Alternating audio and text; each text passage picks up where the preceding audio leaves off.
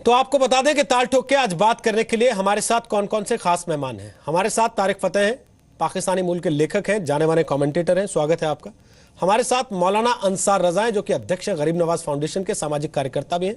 हमारे साथ RSN सिंह हैं, जो रॉ के पूर्व अधिकारी हैं। हमारे साथ कांग्रेस और बीजेपी दोनों पार्टियों के नेता मौजूद हैं।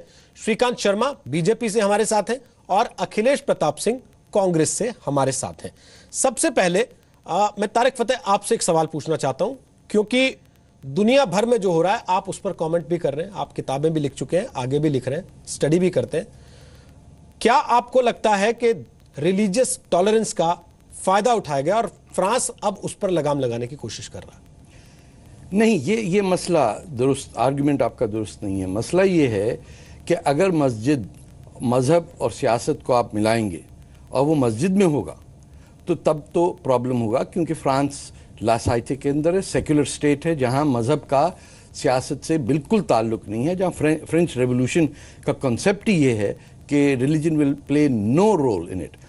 अब सवाल ये उठता है कि मस्जिदों के अंदर अगर सियासत होगी तो फिर मस्जिद तो नहीं रही, वो तो सियासी पार्टी बन गई। और जहाँ जहाँ आपने देखा कि मस्जिदों के अंदर सियासत हुई है, वहाँ इस्लाम की कम बात हुई है, वहाँ मुस्लिम नेशनलिज्म और इस्लामिज़म की बात हुई है।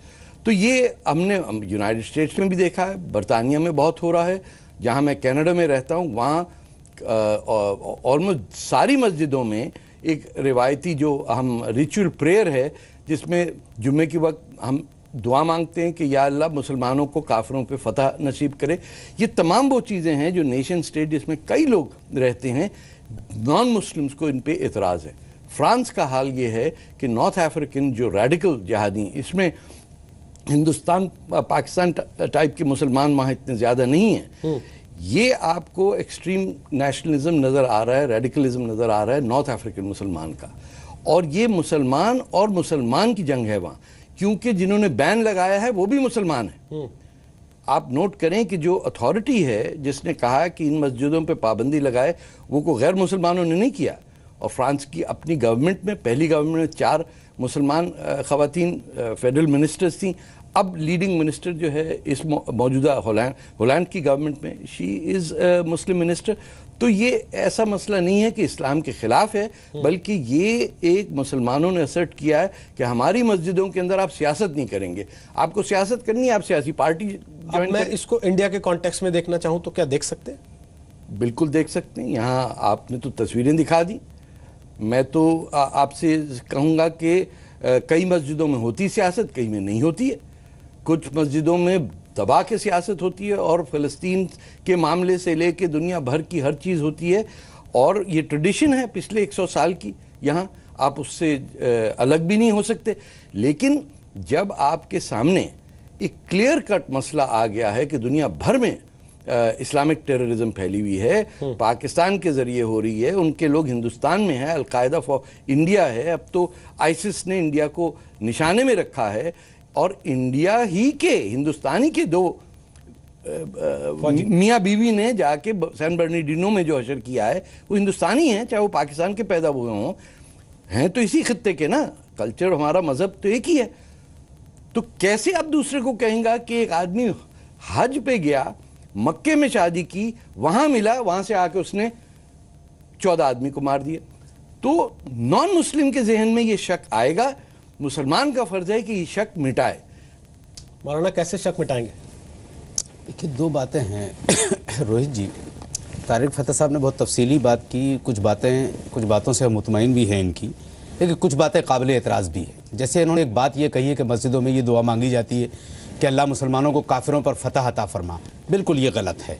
मस्जिदों में दुआएं मांगी जाती हैं, अल्लाह मुसलमानों को कामयाबी अता फरमा। एक मिनट सुन लीजिए फिर। देखिए, जब आप बोल रहे थे तो मैं बिल्कुल नहीं बोला। ये कहा जाता, हाँ, ये दुआ अगर पाकिस्तान में मांगी जाती हो तो मैं नहीं कह सकता, क्योंकि ना तो मैं कभी गया हूं, ये वहां के पैदाइशी, इन्हें ज्यादा मालूम होगा। दूसरा, जहां तक सवाल है फ्रांस की मस्जिदों का, मस्जिदों को सियासत का अड्डा नहीं बनाना चाहिए, मौजूदा सियासत का। मस्जिद में सियासत होती है, आज से नहीं 1450 साल पहले से होती चली आ रही है, लेकिन आज के दौर की गंदी सियासत मस्जिदों में नहीं होती थी उस जमाने में, जो आज के दौर में हो रही है। बात हम लोग फ्रांस की कर रहे हैं। अखिलेश जी, बात हम फ्रांस की कहना चाहूंगा, मुझे भी अवसर दें आप। अखिलेश जी एक मिनट, मैं बात कर रहा था, अवसर दें। मैं बात कर रहा था फ्रांस की, और फ्रांस पर ही डिबेट है ये कि फ्रांस की मस्जिदों में ताला आखिर क्यों डाला जा रहा है। रोहित जी, मैं एक बात आपके चैनल के माध्यम से वहां तक बात पहुंचे, अगर हमारी भाषा अगर वो लोग समझें, आतंकवाद दीवारों से नहीं उठता है, गुंबद से नहीं उठता है, दरवाजों से नहीं उठता है। फ्रांस को चाहिए ये कि जो वहां की कमेटियां हैं, जो मुलव्विस पाई जाती हैं, या हल्की सी भी कोई चीज आपको वहां पाई जाती है, उस कमेटी को आप वहां से अलग करके जिम्मेदार लोगों को वहां लगाया जा सकता है, मस्जिदों में ताला ना डाला जाए। सर, अगर दीवारों से नहीं उठ रहा है, गुंबद से नहीं उठ रहा है, दरवाजों से नहीं उठ रहा है, लोगों से उठ रहा है, ये बात सब समझते हैं, तो वो लोग होंगे तभी तो हिंदुस्तान में भी उठ रहा है। देखिए और लोगों पर आप ताला लगाते हैं, तो आप देख ही रहे हैं किस तरीके से राजनीतिक पार्टियों में झगड़े होते हैं। आपने जो याकूब मेमन की बात की है, आपके ही इसी चैनल पर बैठ करके हमने क्या कहा था कि जो हो रहा है अच्छा हो रहा है। अब जो लोग, अगर चंद लोग निकल के आ रहे हैं, तो उसमें सारे मुसलमानों को आप शामिल नहीं कर सकते। चंद मौलाना अबू कासिम का जनाजा आपने देखा था जो श्रीनगर में निकला? देखा था। उसके पहले याकूब मेमन का जनाजा। देखिए, कश्मीर की हम बात निकाला गया, कश्मीर में क्या हो जाए क्या ना हो जाए कुछ नहीं कहा। हिंदुस्तान नहीं है क्या? अरे साहब, वो लोग समझ कहां रहे हैं इस चीज को? हिंदुस्तान नहीं मानते। अगर जिस दिन वो इस चीज को समझ जाएंगे, सारे झगड़े खत्म हो जाएंगे। मेरी बात तारिक साहब बोलिए। देखें, ये बिल्कुल गलत बात है कहना कि किसी टेररिस्ट का मजहब नहीं होता, धर्म नहीं होता। हर टेररिस्ट का धर्म होता है, चाहे वो बब्बर खलसा का हो, चाहे वो ऑपरेशन ब्लू स्टार का हो, चाहे वो तालिबान का हो, चाहे वो टेररिस्ट जो दियोबंदी स्कूल को फॉलो करते हैं, या वो टेररिस्ट जो बरेलवी स्कूल को फॉलो करते हैं, और शिया टेररिज्म भी है। एक चीज मुसलमानों को समझना पड़ेगा कि 90% इस वक्त टेररिज्म जो दुनिया में हो रही है, सैन बर्नार्डिनो से लेके जम्मू कश्मीर से लेके बांग्लादेश में राइटर्स की गले काट रहे हैं जमात इस्लामी वाले। वो आपकी या इस मुल्क में भी है जमात इस्लामी, वो पाकिस्तान में भी है, और उसका नाम मुस्लिम ब्रदरहुड यानी इख्वान मुस्लिमीन, तमाम अरब मुल्कों में, जो थ्योरेटिकल बेस है आतंकवादियों का। यानी हर मुसलमान जो इस्लामिस्ट है वो टेररिस्ट नहीं होता, लेकिन टेररिस्ट, इस्लामिक टेररिस्ट होने के लिए जरूरी है कि आपको मौलाना मौदूदी, आप सैयद कुतुब, आप हसन अल बन्ना की किताबें पढ़ के वेस्ट की दुश्मनी करें, और ये यकीन करें कि जो जंग, आखिरी जंग है जिसमें हिंदुस्तान को फतह करना है मुसलमानों ने, वो लिखी भी है शरिया में, उसकी बातें की गई हैं। मस्जिदों में खत्म कर दें ये बात जिहाद की, और कहीं जिस दिन हिंदुस्तान के मौलाना, नहीं मेरी बात खत्म करने दे सर, जिस दिन हिंदुस्तान के मौलाना और इमामों ने कहा कि हिंदुस्तान के कॉन्स्टिट्यूशन के तहत आर्म्ड जिहाद बिल्कुल गैर कानूनी है, उस दिन मैं कहूंगा कि आप लोग सही हैं।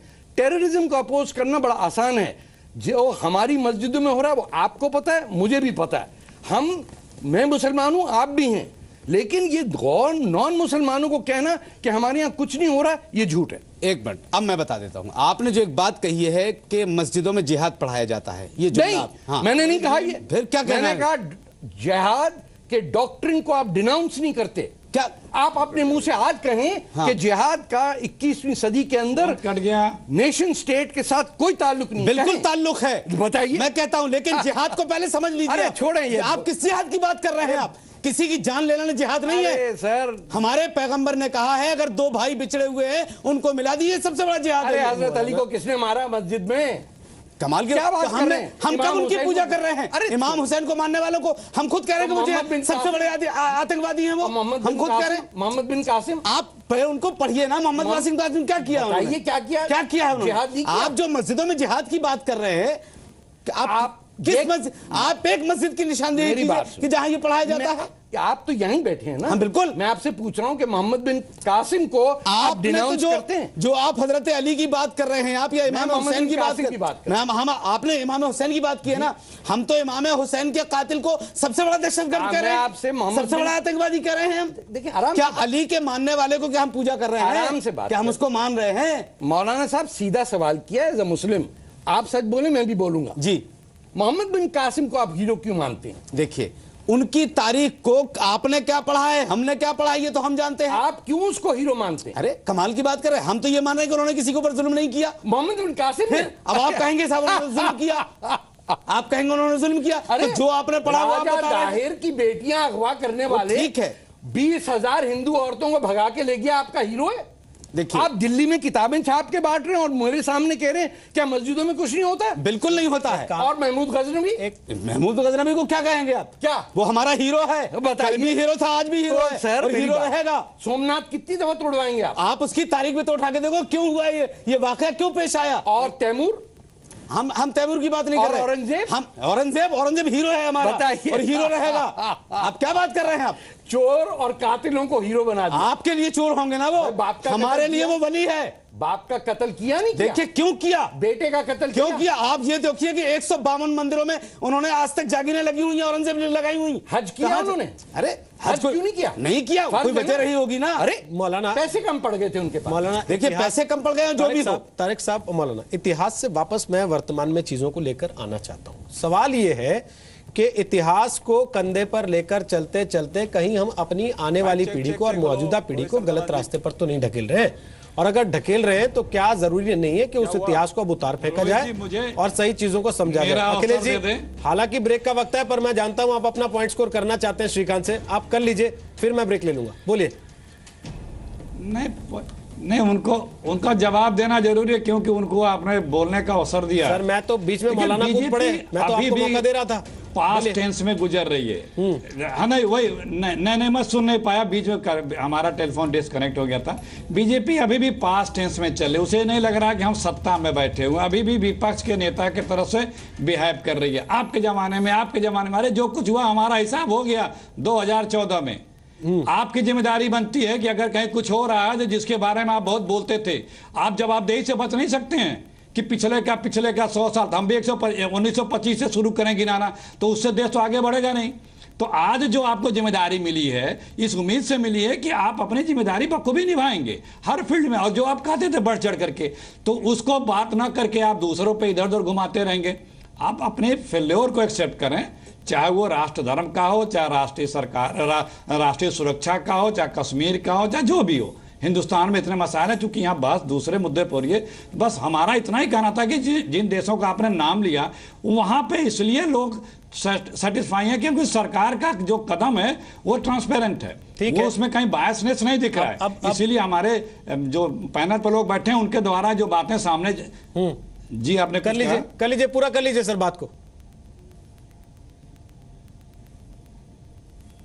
नहीं, हम बस वही कह रहे थे कि जो कुछ भी हो, अगर धर्म के नाम पे सिर्फ छोड़ दिया जाए और धर्म के लोग कंट्रोल नहीं कर पा रहे हैं, तो सरकार का भी तो फर्ज बनता है। सरकार हाथ पे हाथ रखे नहीं बैठ सकती ना, और उसमें सख्ती करे सरकार किस लिए होती है कि जहां कानून का वायलेशन हो रहा है, जहां समाज में कटुता हिंसा बढ़ रही है, उसे नियंत्रित करने के लिए सरकार होती है। ठीक सर, सरकार को अपना काम करना चाहिए। ठीक करें। ठीक, आरएसएन सिंह, तो हम कहेंगे कि सरकार फेल हो रही है, चाहे कश्मीर हो, चाहे कहीं भी हो, कोई कहेगा फेल हो रही है। कश्मीर में कभी भी इस तरह से नहीं होता था, चीजें जो देश के सामने नहीं आई, लेकिन अब क्यों हो रहा है? जो देश के सामने नहीं आई होगी, शायद आप लोगों के सामने आती रही हो, साहब के दोनों लोग वजहों से और कई बार बिना वजह के भी चीजें शायद देश के सामने लाने से रोकी जाती हैं। क्या धार्मिक सहिष्णुता आतंक को बढ़ावा देती है? क्या आतंक से लड़ने के लिए फ्रांस मॉडल पर ही काम करना पड़ेगा? दूसरा रास्ता आतंक से लड़ाई और उसमें जीत नहीं दे सकता। हमारे साथ तारिक फतेह हैं, स्टूडियो में मौजूद हैं। हमारे साथ मौलाना अंसार रजा हैं, स्टूडियो में मौजूद हैं। कांग्रेस बीजेपी से नेता श्रीकांत शर्मा और अखिलेश प्रताप सिंह, और रॉ के पूर्व अफसर आरएसएन सिंह हमारे साथ हैं। आरएसएन सिंह, मेरा सवाल ब्रेक के पहले आपसे था जो आप सुन नहीं पाए, कि आतंकवाद अगर आज दुनिया झेल रही है या हिंदुस्तान झेल रहा है, तो क्या वो पिछले 1.5 महीने में आया, 1.5 साल में आया, 1.5 दशक में आया, या कहीं ना कहीं राजनीतिक संरक्षण मिलता है तभी इस तरीके की चीजें आपके सामने आकर मुंह चिढ़ाती हैं आपको, जैसे आज अमेरिका को चिढ़ा रही हैं या पाकिस्तान को चिढ़ा रही हैं? देखिए, मैं ज़्यादा इतिहास में नहीं जाना चाहूँगा, लेकिन ये फिनोमिनन हमेशा से रहा है। लेकिन एक अहम साल था 1979, उसमें 3 बड़ी चीज़ें हुई थी, अगर आप याद रखेंगे तो। एक था ये जो ईरानियन रेवोल्यूशन हुआ था, दूसरा हुआ था जबकि मक्का मस्जिद पे कब्जा हुआ था, और तीसरी चीज सोवियत इन्वेजन ऑफ अफगानिस्तान, और उसके बाद जो वो जिहाद जो वहाँ छेड़ी गई थी। इन 3 चीज़ों का बहुत असर पूरी दुनिया पे पड़ा और हम पर खास करके पड़ा।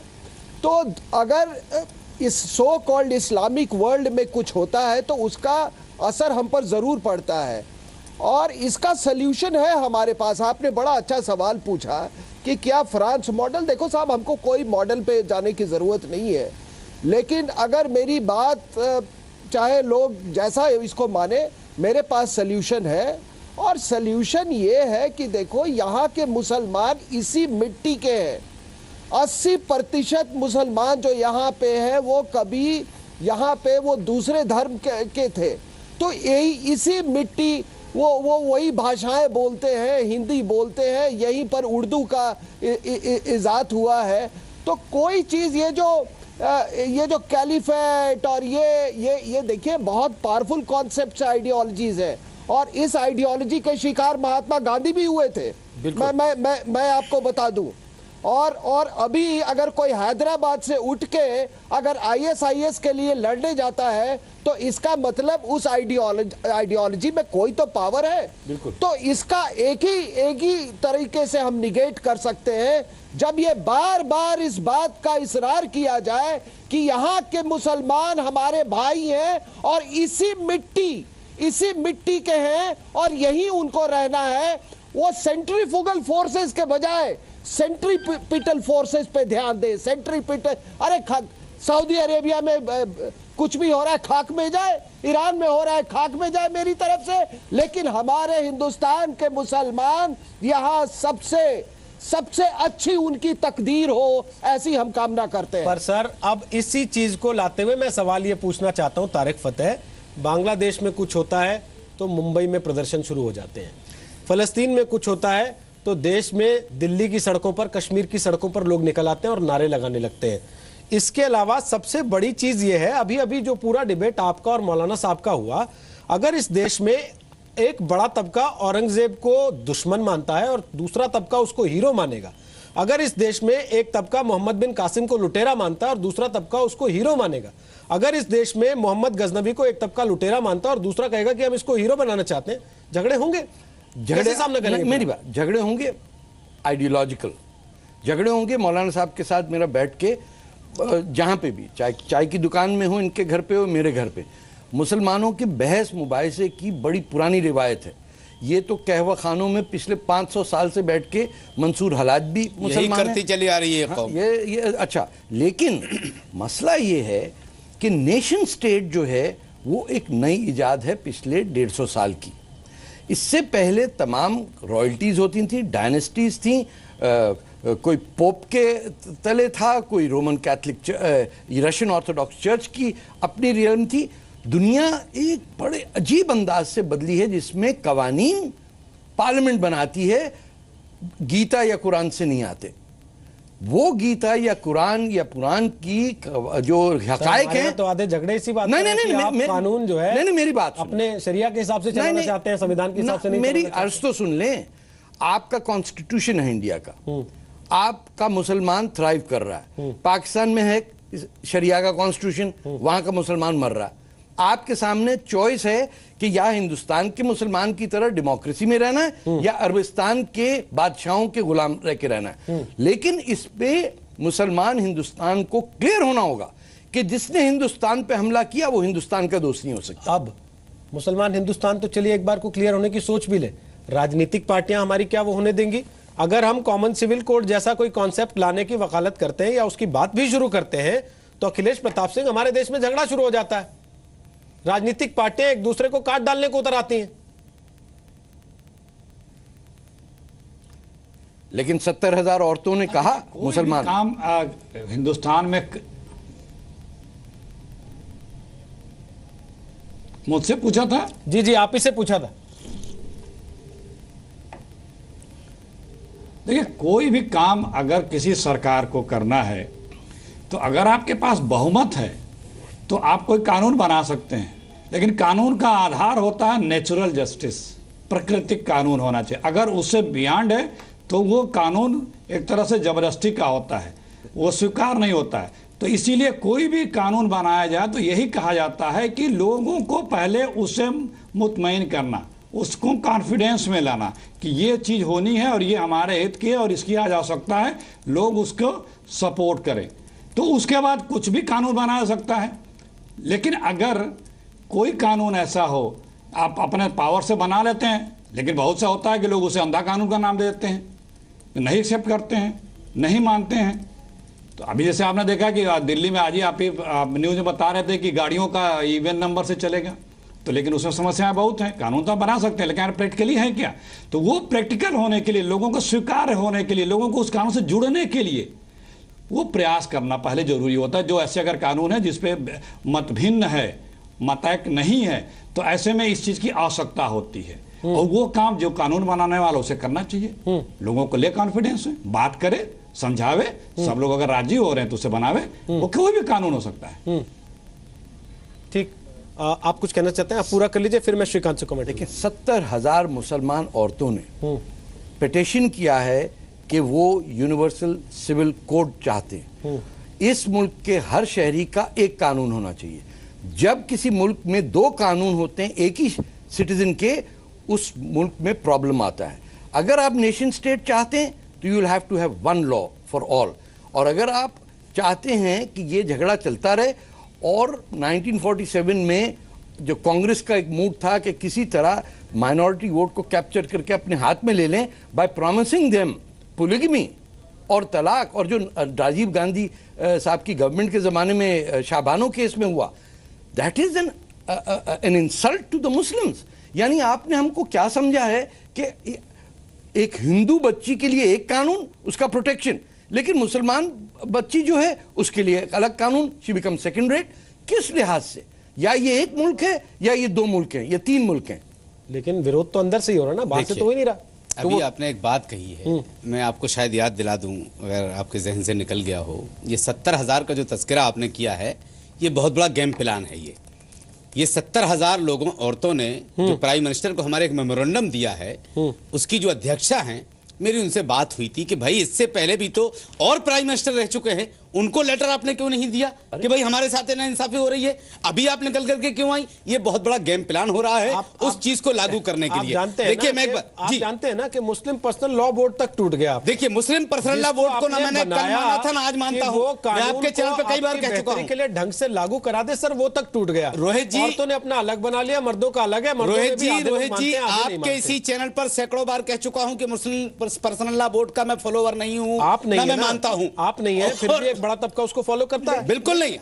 हिंदुस्तान का 80% लोग नहीं जानते कि पर्सनल लॉ बोर्ड है क्या। ये क्या सबूत है कि ये 70,000 औरतों का कोई कंस्पिरेसी हुई है? कोई एविडेंस है आपके पास? अरे भाई, एविडेंस के इससे पहले जो प्राइम मिनिस्टर अब तक क्यों नहीं आई? नहीं नहीं, उन्होंने एक काम किया है, आप कह रहे हैं कि ये बदनीयती और झूठ से किया। क्या प्रूफ है? देखिए, मैंने झूठ नहीं कहा, नहीं कंस्पिरेसी कहा। मैंने ये कहा कि इससे पहले भी प्राइम मिनिस्टर रहे हैं, वो तो आखिर वो क्यों ये बात नहीं आई? कुछ लड़कियां आज पैदा क्यों नहीं हुई होंगी उस वक्त तक। ये क्या बात है? अरे साहब, अभी कितने साल हुए? तो 18-19 महीने हुए सरकार को आए हुए। क्या मतलब है कि ये कांग्रेस ने करवाया है? वो हमें नहीं पता किसने करवाया, वो सब सामने आ जाएगा। सर, ये कब तक मुसलमान कंस्पिरेसी तारिक फतेह साहब, हिंदुस्तान में मीडिया बहुत स्टिक है, वो सब निकाल के ले आएगी और हम लोग यहीं बैठ करके डिबेट करेंगे तो आप कि देखो ये क्या हो रहा है। आपको किसने बताया? वो हम बता चुके हैं, जो हमें कहना था वो हम कह चुके हैं। मौलाना, मीडिया ही लेकर आई थी कि 70,000 औरतें चिट्ठी लेकर जा रही हैं, और यही मीडिया लेकर के आएगी। कहां से लेकर के आएगी? कॉन्स्पिरेसी कह के खारिज कर कमाल हो गया। फिर आप कह रहे हैं कि मीडिया बहुत स्ट्रांग। बिल्कुल लेकर के आएगी। मैं थोड़ा सा रोक रहा हूं आप लोगों को। श्रीकांत शर्मा,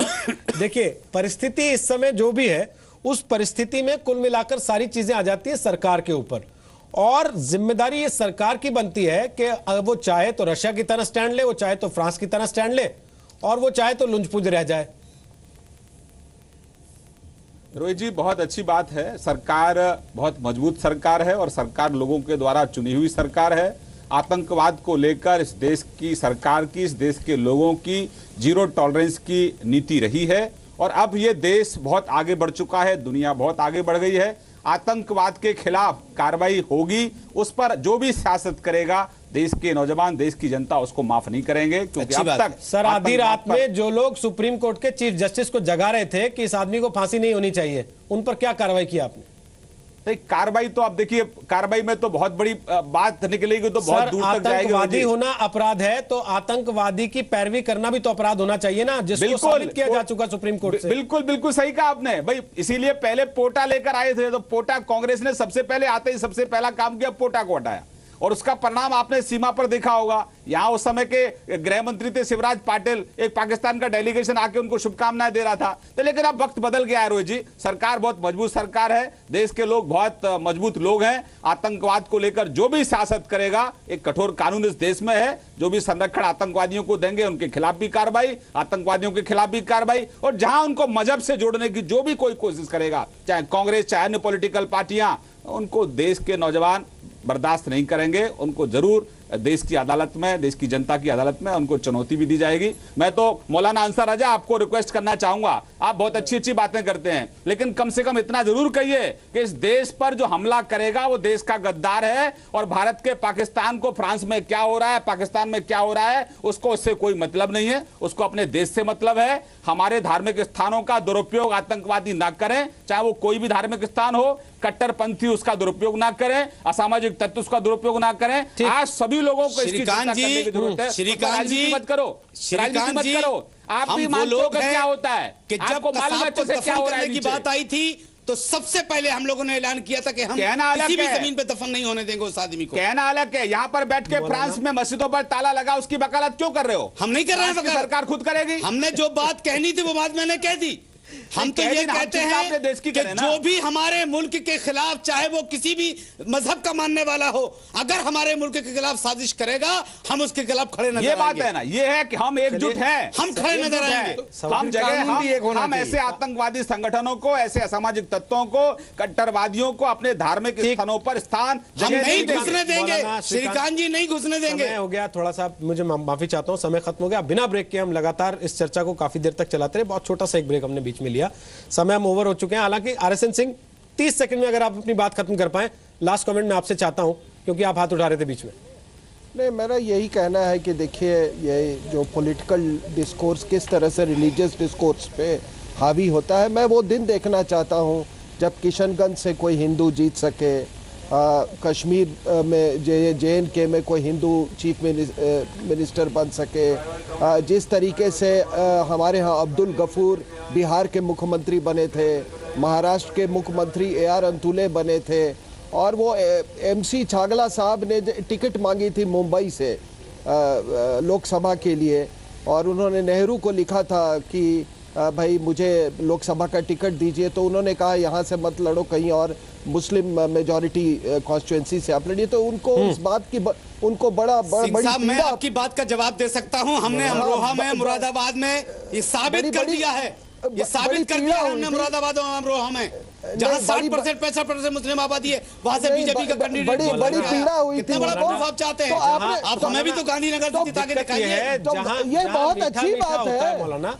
ये बहुत अच्छी बात है। वहाँ तो आप गप कर लेते हैं, जहाँ कड़वा होता है वहाँ थू करने लगते हैं। अच्छी बात है। याकूब के साथ खड़े होते हैं, उससे कहते हैं कि आप सबको मत जोड़िए। ये बहुत अच्छी बात है। भटके हुए लोग हैं जो ISIS में चले जाते हैं, उनको आप कहते हैं ये कुछ भटके हुए लोग हैं, सबसे मत जोड़िए। जहाँ एक सीट की बात आती है वो आप पूरी कौम को साथ में लेकर बहुत अच्छी बात है। उन्होंने जो बात कही हमने उसका जवाब देना जरूरी है।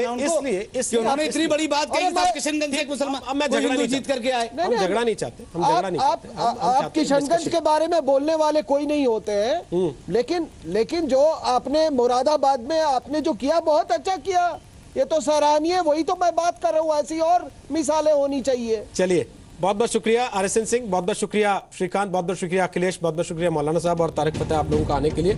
हम चाहते हैं कि आतंक के खिलाफ देश की एक सख्त नीति भी होनी चाहिए, लेकिन आपने इस चर्चा से भी महसूस किया होगा सख्त नीति के लिए सिर्फ पॉलिटिकल विल की जरूरत नहीं है, असल में साफ नीयत की भी जरूरत है, जो लोगों से ही आएगी।